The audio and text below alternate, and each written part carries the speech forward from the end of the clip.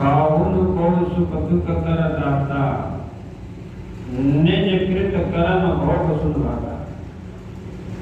जितने संसार में लोग हैं सब अपने किए कर्मों का फल होते हैं।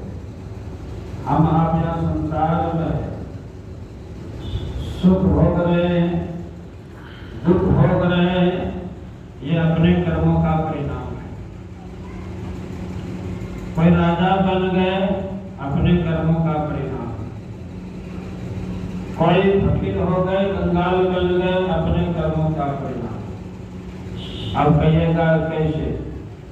राजा विक्रमादित्य जब घर से बाहर निकलते हैं, गांव से बाहर होने के बाद में क्या देखते हैं? एक लड़का मिट्टी का ढेला खा रहा है। आश्चर्य!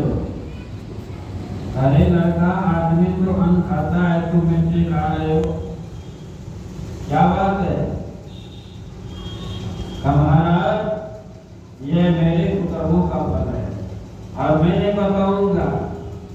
इसके आगे एक लड़का और है जो आग का गोला खा रहा है, वो बताए।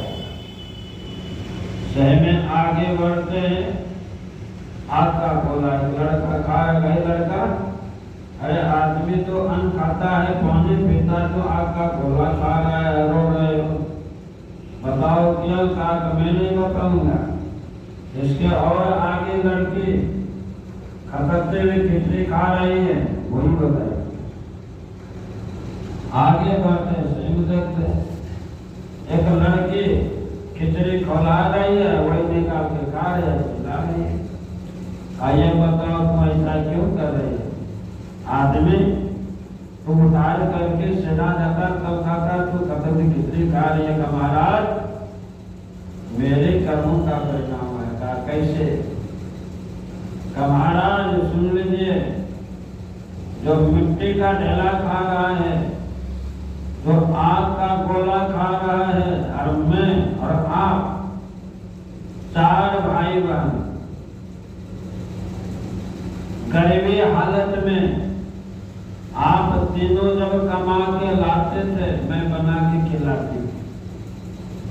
एक दिन उतना ही भोजन था कि चारों का पेट भर सकता है पेशी में। मैं भोजन बना करके सबके आगे दे दी, अपने आगे दे दी। उसी समय आ गया भिखमंगा, 10 दिन का भूखा। कहा जो मिट्टी का ढेला खा रहा है, उन भाई के पास मांगा, मुझे भूख लगी है, 10 दिन का मैं भूखा हूँ। वह क्या कह दिया? क्या खाओगे? मिट्टी का ढेला खाओगे? यह जन्म में मिट्टी का ढेला खा रहा है। और लोग संसार में बोलते क्या कपड़ा खाओगे, कलेजा खाओगे? दर्द से नहीं बोलने वाला ही वह कह दिया, महाराज उसका परिणाम यह है कि मिट्टी का ढेला खा रहा है। जो आग का गोला खा रहा है, उन भाई के पास मांगा भोजन तो का क्या?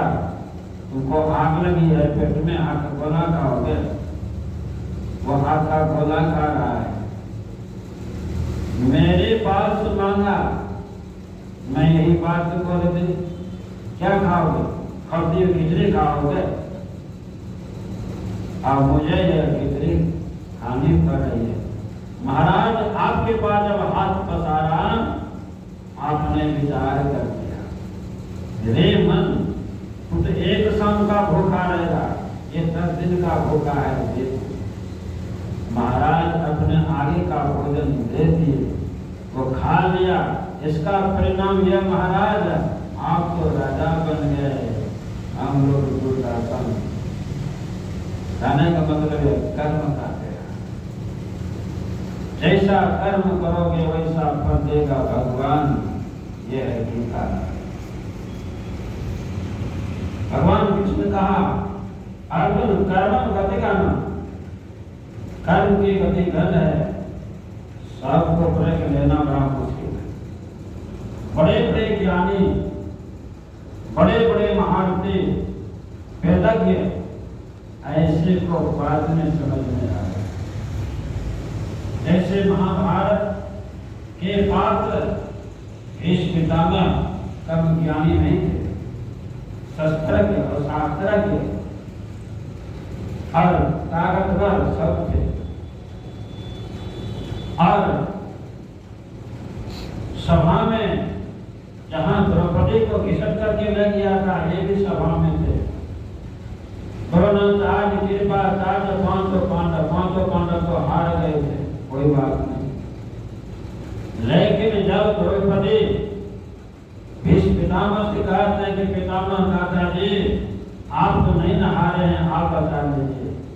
नहीं बता, मोरी बुलाते रह गए।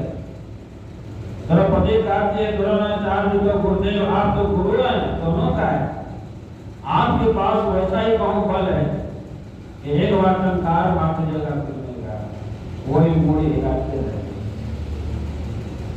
कृपाचार्य गुरु सीधा सपट्टा गुरु, कुल गुरु वो भी नहीं किए। अब भगवान की तरफ पुकार लगाती है, हे सर्वव्यापी द्वारकानाथ आप ही बता सकते हैं। भगवान कृष्ण ही बचाए। जब फज्जत हो गई तो द्रोणाचार्य को बाद में समझ में आया और आए भीष्म पितामह के पास। पितामह हम दोनों से पाप हो गया, इसका परिणाम क्या भोगना पड़ेगा। कौन सा पाप हो गया? देखिए इस पितामह कहते कौन सा पाप हो गया? कहा हम दोनों में बाहुबल में इतनी शक्ति, एक बार टंकार मार देते दुर्योधन और दुशासन कुछ नहीं करता, लेकिन बैठे रह गए। द्रौपदी का फज्जत हो गई, भगवान बचाए। हम दोनों से पाप हो गया, क्या प्रायश्चित भोगना पड़ेगा। अब देखिए भीष्म पितामह कहते हैं, सही कहते हैं, हम दोनों से पाप हो गया, इसके बदले में दोनों को जान गंवाना पड़ेगा, खून देना पड़ेगा। बताए तो कर्म को बर्दान करना बड़ा दिक्कत है। भगवान कृष्ण ने कहा तुमको अकर्म, कर्म और विकर्म। अकर्म बैठे हैं, कर्म हो रहा है, भीष्म पितामह से हो गया। भीष्म पितामह से रहता हम लोग कुछ नहीं कर रहे हैं, लेकिन कर्म हो रहा है। देखिए कर्म हो रहा है, सुनते हैं कर्म हो रहा है, बैठे में भी कर्म होता है। किसी को कमजोर आदमी को मार रहा है, आप में सामर्थ्य है बचाने का, यदि आप नहीं बचाते तो ठीक है, हुआ मार रहा है, आपके पाप हो गया। कमजोर है तो कोई बात नहीं, ताकतवर है बचा सकते हैं, नहीं बचाते हैं तो आपको पाप लग गया। वह पाप लग